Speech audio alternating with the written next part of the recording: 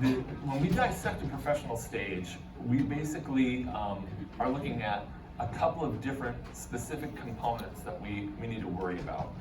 The LED wall itself, obviously, a camera tracking solution, your synchronization hardware, an appropriate camera that you might want to use, control and rendering computers that are going to be necessary, a performant network, also very important, and then all the devices needed for recording and playback and capture hardware. So at the latte stage, this was the stage that we had constructed during the initial formation of the fellowship.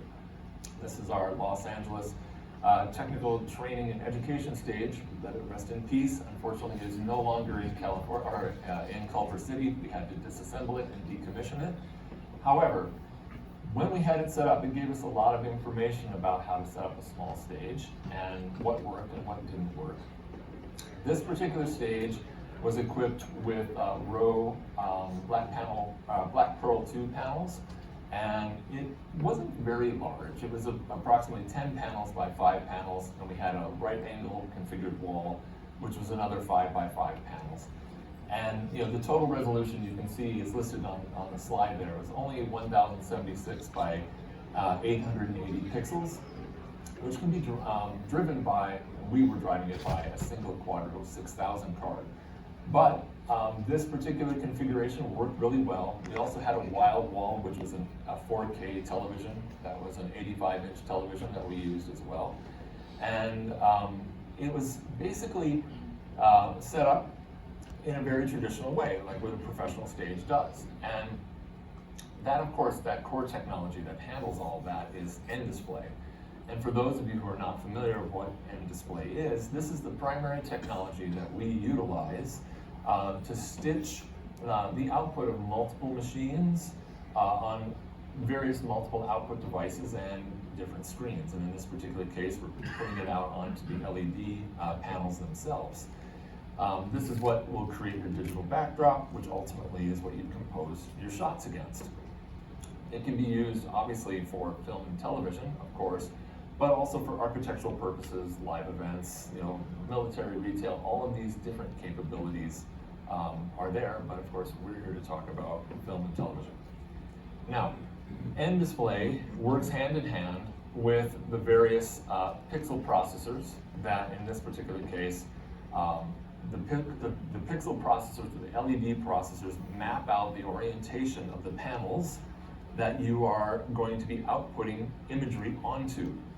And that orientation is compared against a set of geometry that's going to be inside of Unreal Engine, which is mapped with a similar layout. So in this case, we have the left wall there and the primary main wall. You can kind of see how the GIF there, overlaps and fades between the two.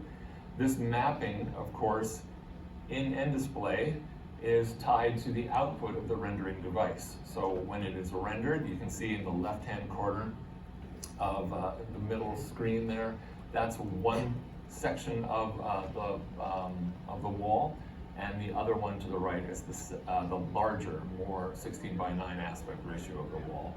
End display allows you to configure these particular mappings depending upon however many computers you may have and or display devices that you may have. So this correlation works together. And so if you look at it in combination, in this case for the latte stage, we'd have one computer, node 1, was driving the left wall and the primary main wall, and then node 2, or our wild wall, was being driven by a separate computer.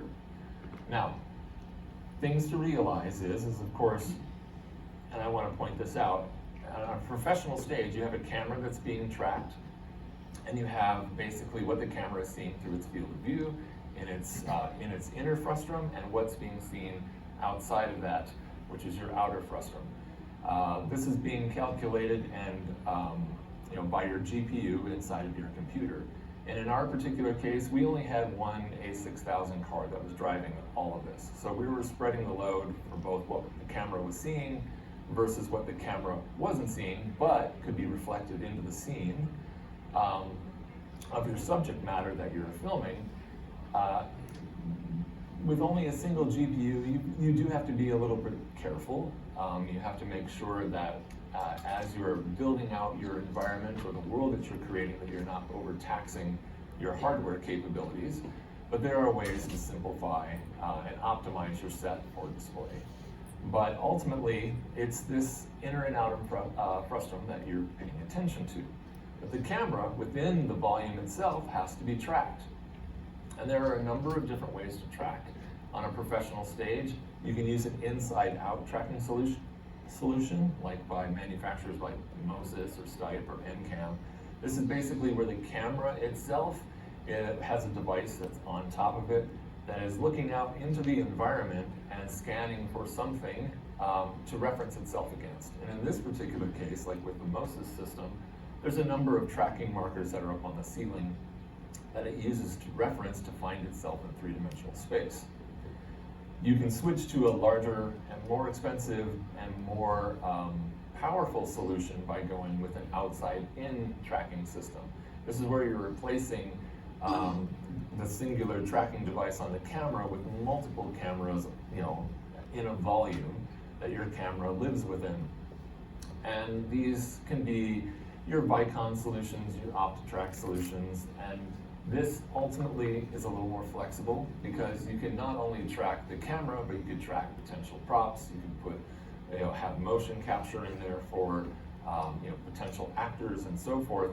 So it's a little more flexible and a little more capable, but it's also, of course, a little more expensive. Now, if we were to look at an actual professional stage and what the signal flow looks like, this is a simplified version. You've probably seen some of these other wiring diagrams that they're just filled with things. But if we look at this as a very simplified version, you basically have your camera, which is, actually I want to step back for a moment and say the heart of all of this and these systems is your ability to provide time code and genlock to all the various pieces of hardware that are going to be synchronizing these devices together. Without that, on the professional stage, you're kind of sunk. You've got to be able to have your camera and your GPUs and the LED walls all in synchronization. Otherwise, you can potentially have tearing in the display, or you'll wind up seeing potential flicker of what you're actually filming.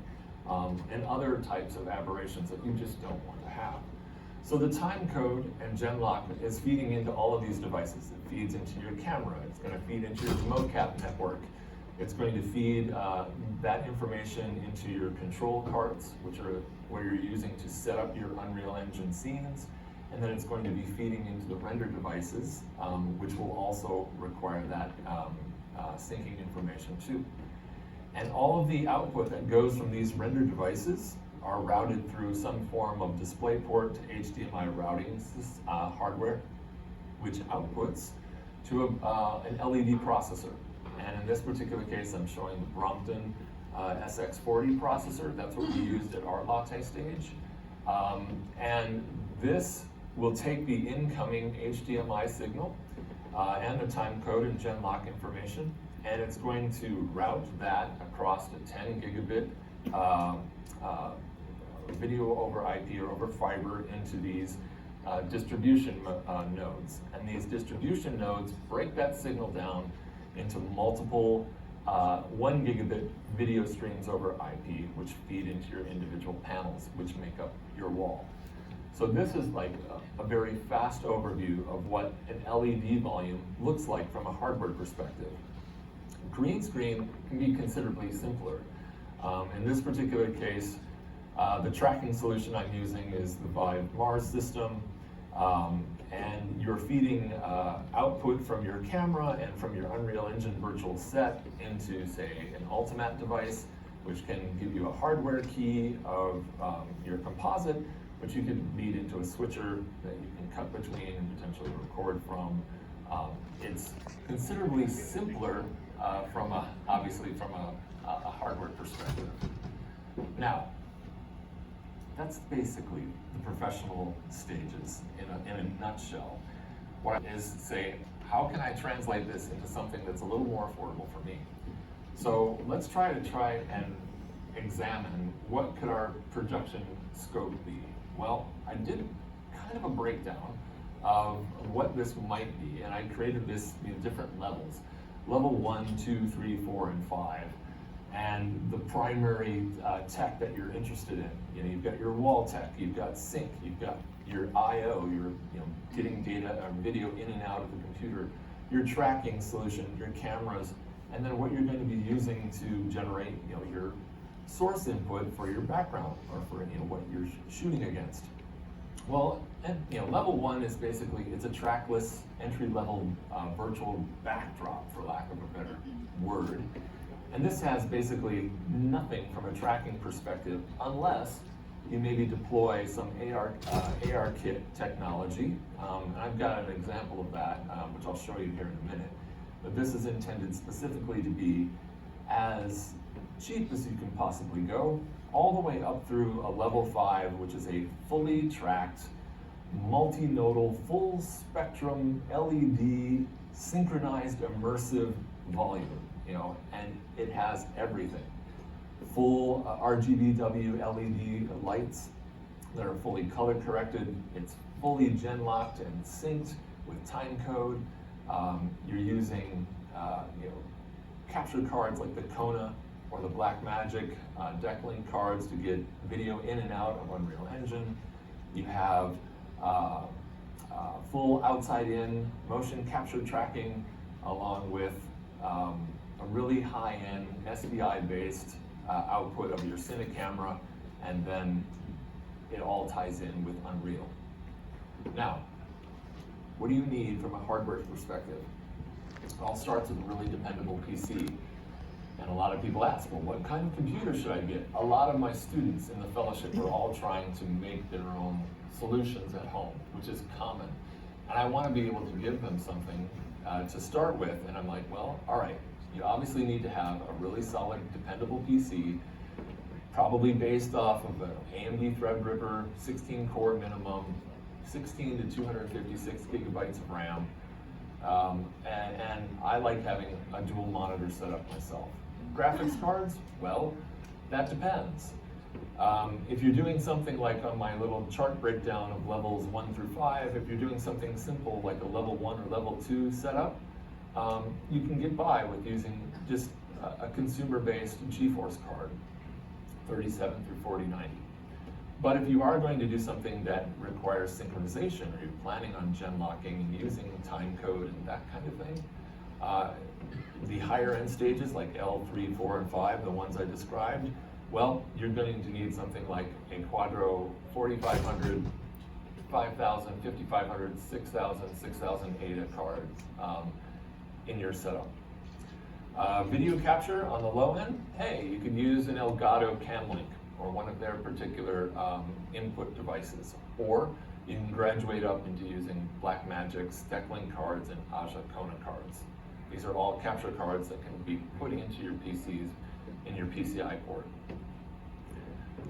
Wall solutions, well, you have basically 3 ways to go. You could go with green screen, and for those people who say green screen isn't virtual production, I would disagree with you. Green screen is virtual production. What it isn't is in-camera visual effects, because in-camera visual effects that we see with these LED volumes is you're making creative decisions based off of what you can see through the camera's viewfinder. Green screen, you have to augment with some additional technology to kind of see what that result may be, but it doesn't mean that green screen isn't virtual production. It is. It's part of the family. So with green screen, that's one way to go. Another option is you could use large television sets, 85-inch to 105-inch TVs. They exist, they're out there. I've seen projects where people have used them as their background. It actually works. If you're planning on shooting basically from the waist up, it can do. You can also use ultra short throw projectors. There's a great example of this with some of our friends over at Drexel University. They've set up a solution using twin ultra short throw projectors from behind, projecting from behind onto a single screen that they can kind of compose their shots against. And there's some specific hardware choices and software choices you need to make with these ultra short throw projectors in order to align them. They've actually taken 2 of these projectors and aligned them and their output using specific software so that they can increase the brightness and the contrast ratio of what you're seeing on the screen. That image there in the second one behind Nick is not a television, or it is a projection, and it's very bright and it's very clear. So there are options for doing that. And then of course, if you're going with LED panels, there's a number of manufacturers that can do that, and I'll get into those in just a minute. There's some specific technologies to take a look at, devices that work really cool that I've done some research on that I like. If you are going to go with something of a switcher in order to bring feeds and information into, there's the YOLObox Pro, there's the A10 Mini devices from Blackmagic. They have ones that are HDMI based and SDI based, and they have even larger, more television studio style switchers, which can give you additional resolution. Okay, keyers, there's the Ultimat setups. Those can be good for hardware keying out your green screen, along with HyperDecks for recording, and I also have listed here various software keyers that you can use within Unreal itself. Zero Density, Pixotope, Stipe, and Ultimat 12 all have the ability, if you're bringing video into Unreal, that you could use their software to key out green as well.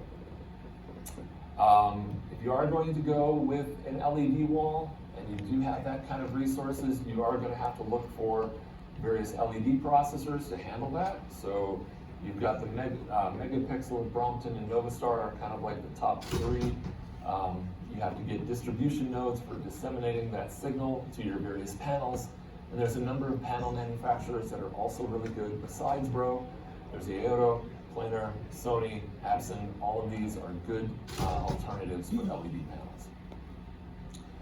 Now, cameras. What can I choose for cameras? All kinds of cameras. That's probably the easiest choice, really, is you've got so many different cameras to choose from. But from your entry-level positions, you've got your various web cameras and iPhones. Those work great, for simple things. You can graduate up to various hybrid style cameras. These can be like the Blackmagic Pocket Cinema 4K cameras or the Sony A7S III, or my personal favorites, I like the Panasonic family. You could use the GH6 or the S1H Mark II. These are really great cameras which give you a lot of flexibility. Some of them have the ability to accept time code, and they're a good choice. And then of course you've got various cinema cameras for the higher end of things, the whole Blackmagic ecosystem, the Panasonic BGH1, BS1H, Red Komodo, Sony, and Ari, obviously if you're getting really on the high end.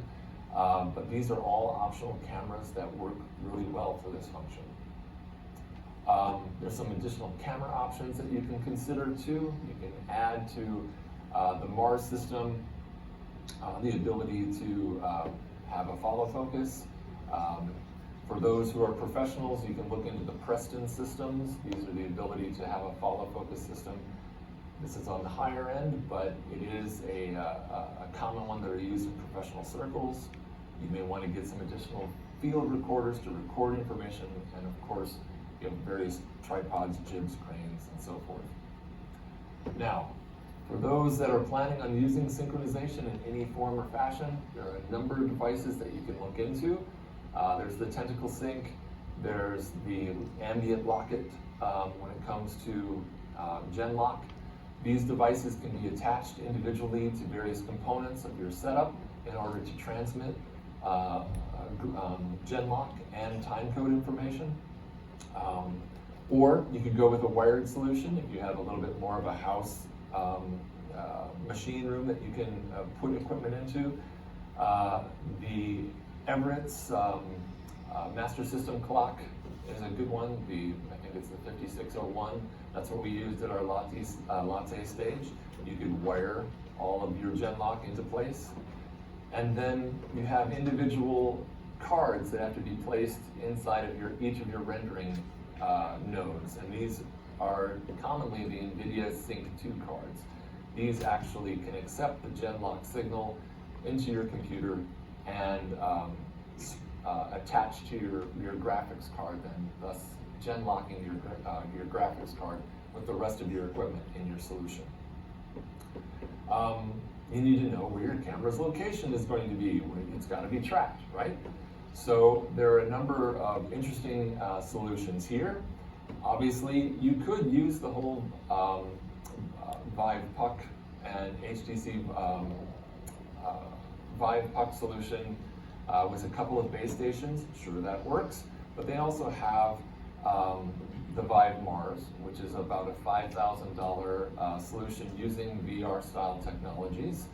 Very accurate and surprisingly good. It does require you to Genlock this device into your setup, but for a tracking solution, this isn't a bad way to start.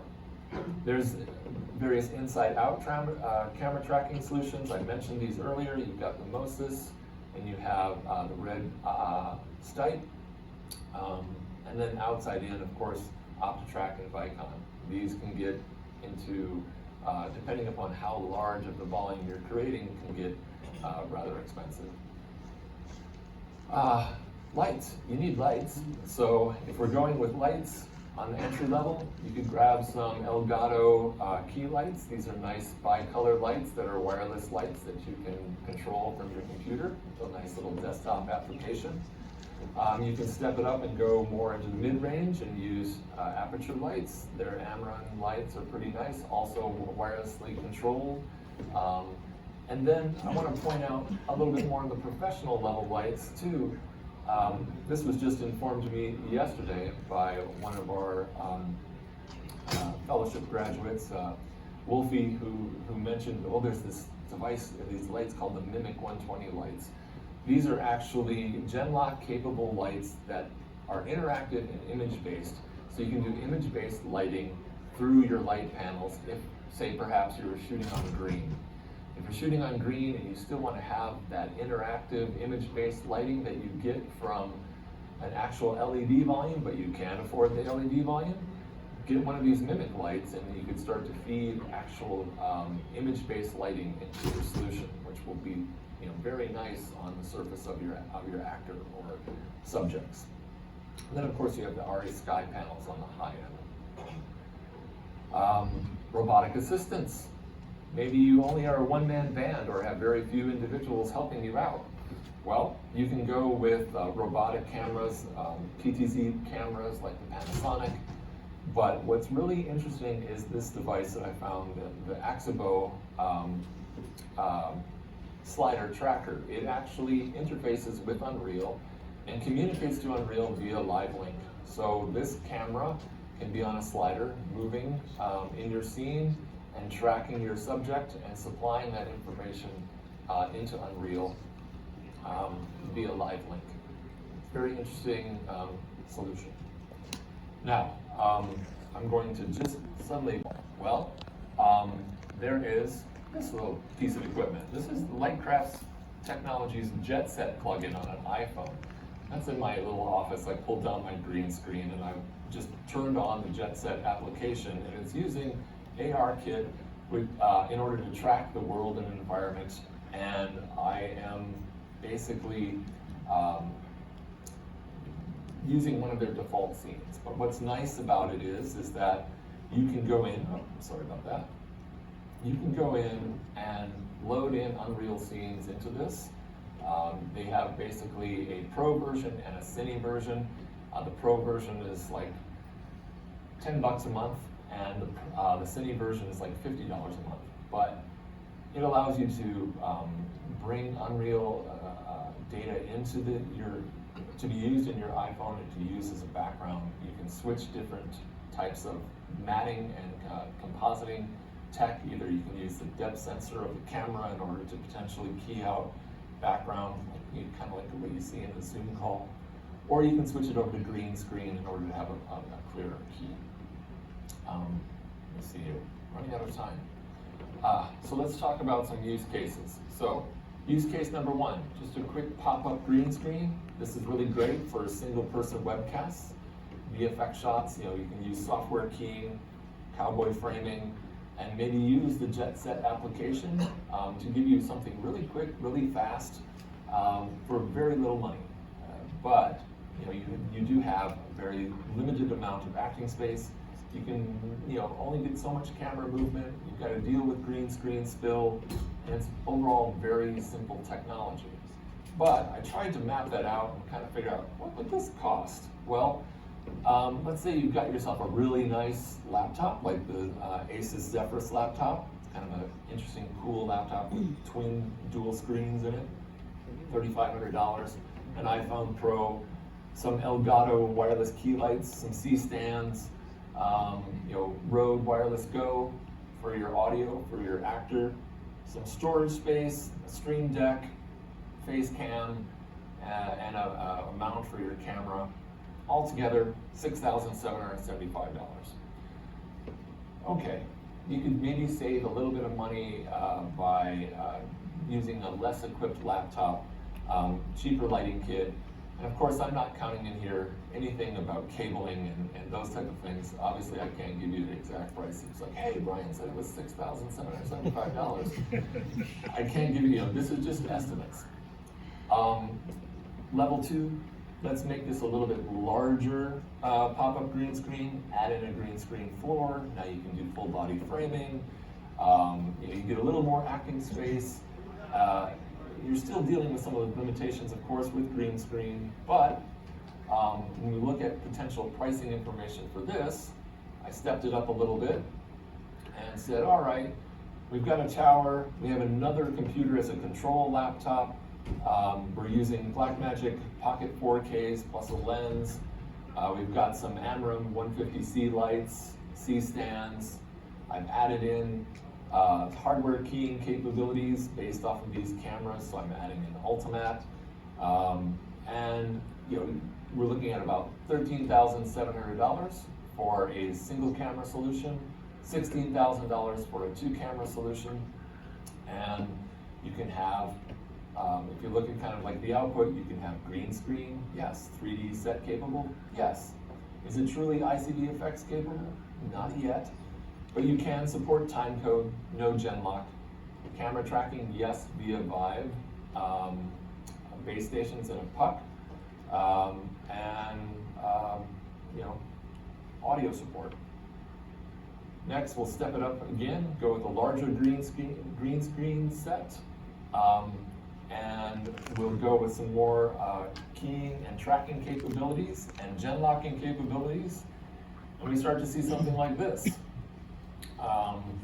I'm adding in a lot of additional components, yes, but in a solution like this, I'm having full genlock capable hardware, timecode support, camera tracking, and audio supplies, green screen keying, etc. And I'm looking at about $33,000 for a single camera setup. And I've also, you can see the cameras, I've switched out to higher level cameras. I'm using the Blackmagic Ursa and the studio camera rather than just their popular 4K cameras. So a 2-camera solution, right around $40,000 to set this up. Again, no cabling, no additional small support hardware, but it's a good estimate. And then the last one that I kind of tried to price out was, using a projector, ultra short throw projector solution. So this is probably the first step into in-camera visual effects, so you can actually see in composite what you're actually shooting against something that's behind your actor. So you've got an ICVFX capable stage, full body framing. You've got animated backgrounds that you could use within Unreal. You can layer things together. But of course, if you're using a projector, there's still some limitations on the screen brightness. You've got to worry about overspill from lighting, and you can potentially have some complications in making sure that those projectors are aligned. But the hardware for something like this, I tried to price that out as well. So you have twin projectors They're about $5,000, $5,500 each. We've got the Blackmagic Ursa. We've got a Mars Vive Camtrack solution, Quadro 6008 GPUs, a control laptop and a tower PC. And then it's this scalable desktop software is the actual software that uses it aligns the hardware of the projectors together so that you can get them to project the same image from two different locations onto your screen, so it improves that brightness. That's the technique that Drexel was using on their student solution. So ultimately, what we're looking at, somewhere between $47,000 to $51,000. All right.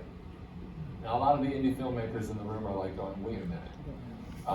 Where am I supposed to get that kind of money? And the reality is, if you were to try and compare this against an actual LED volume and price of what that would cost, I mean, you've seen the one down on the floor in the exhibition hall. I was asking them, hey, how much would this setup cost? And they were estimating somewhere in the neighborhood of $2 million.